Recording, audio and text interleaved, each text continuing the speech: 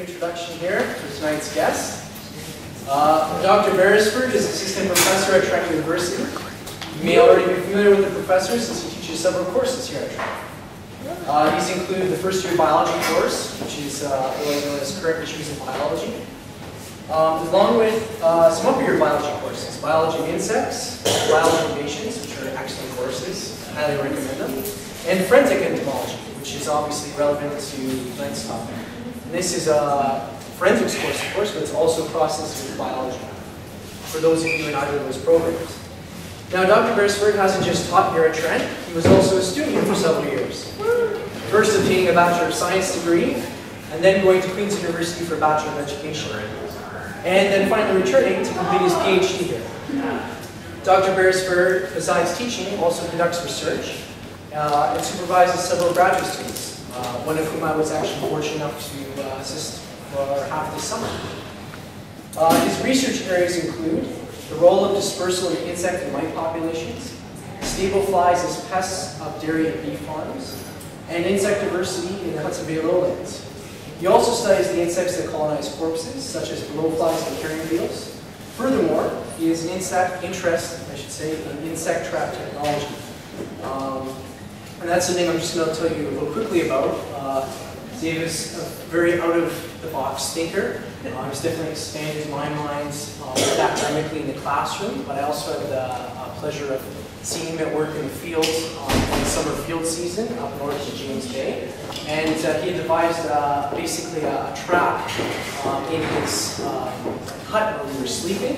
And it was so that basically when we were sleeping, we were breathing out carbon dioxide. It was actually attracting biting flies. And it was like a malaise trap, wasn't it? Yeah. And they would come in through like a screen funnel, and he had was a water bottle at the end, and they would go in there. So in the morning they would just collect everything. So you were joking, I think, at the time that you were working even at night. Yeah. So it's something that I've always been struck by the fact that he's very clever and ingenious and has very creative ways of looking at things. So without any further ado, I hope you can give a warm welcome to tonight's speaker, Professor Dave Beresford.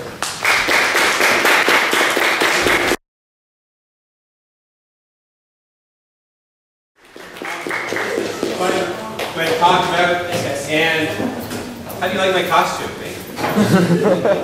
It's the scariest thing I can think of is a climate scientist like Dave Beresford. Climate. I was going to say geographer, but that's not as scary. Historian.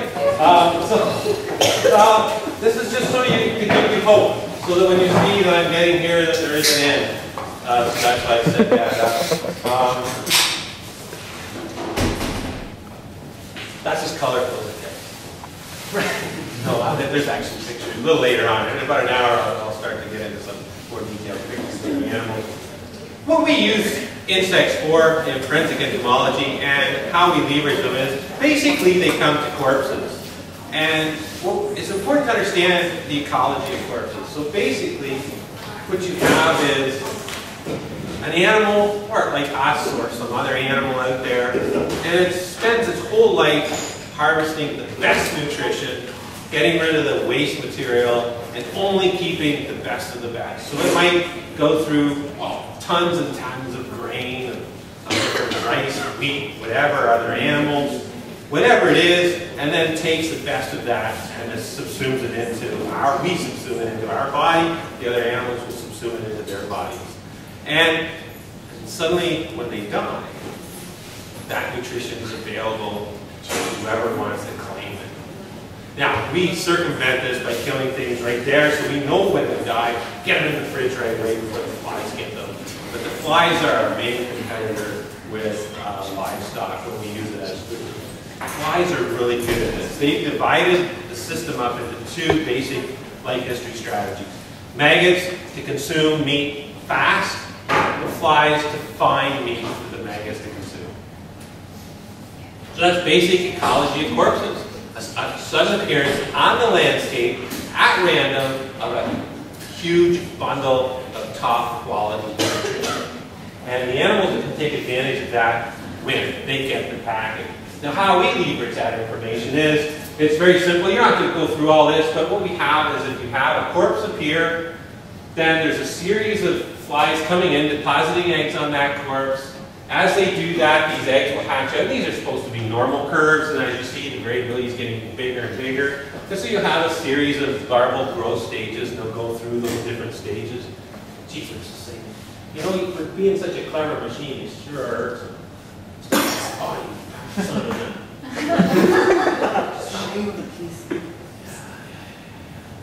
yeah.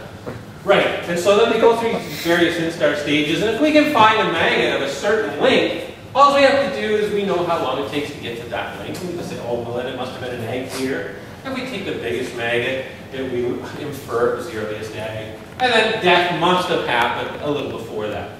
Not necessarily. People can linger in death, and maggots can be deposited on them as they're lingering in death. But nevertheless, that usually that would be the course of events. Come on, come on.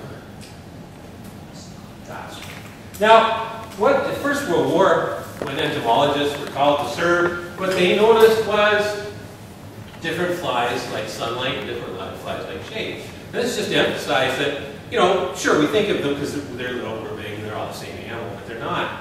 Each of them have this particular niche. Some specialize in early corpses, mid-stage corpses, late-stage corpses, sunlight corpses in the sunlight small corpses, birds, large mammal corpses. Some are generalists, they'll take whatever kind of carcass they can get.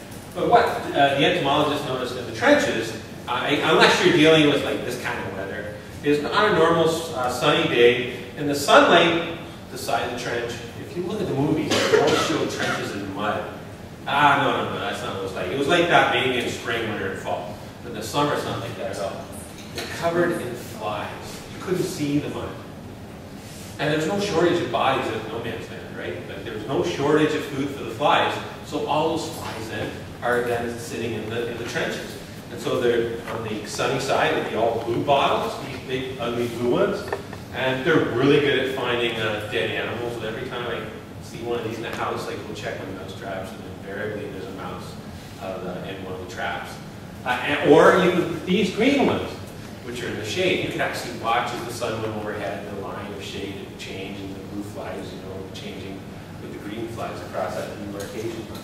If you were lucky in the first unpleasantness, before the doctor saw you, say you got wounded, these things would lay eggs on your wound, and as a result, you wouldn't get gangrene, the maggots would live in you, and then you'd be fine. If you were unlucky, when you got wounded, you'd go to the doctors, they'd clean the wounds out, right? This is pre-antibiotic, because no one wants maggots in their wound. And of course, and then you'd get gangrene, and then you would die. What these flies do really well is they eat rotten flesh. And they would eat right up to the live flesh, dead flesh interface, releasing antibiotic, and they would kill the bacteria that's trying to attack the tissue. This is just the various stages are, these are the maggot. This is sort of the basic structure of the maggot. They have these jaws inside here, and they scrape the tissue, exude a fluid, and rot the tissue that they're consuming. Then they turn into these pupae, and these pupae bury into the soil. They look like little red grains of rice. They're extremely hard to find. They're really good at hiding, right? They can't get away.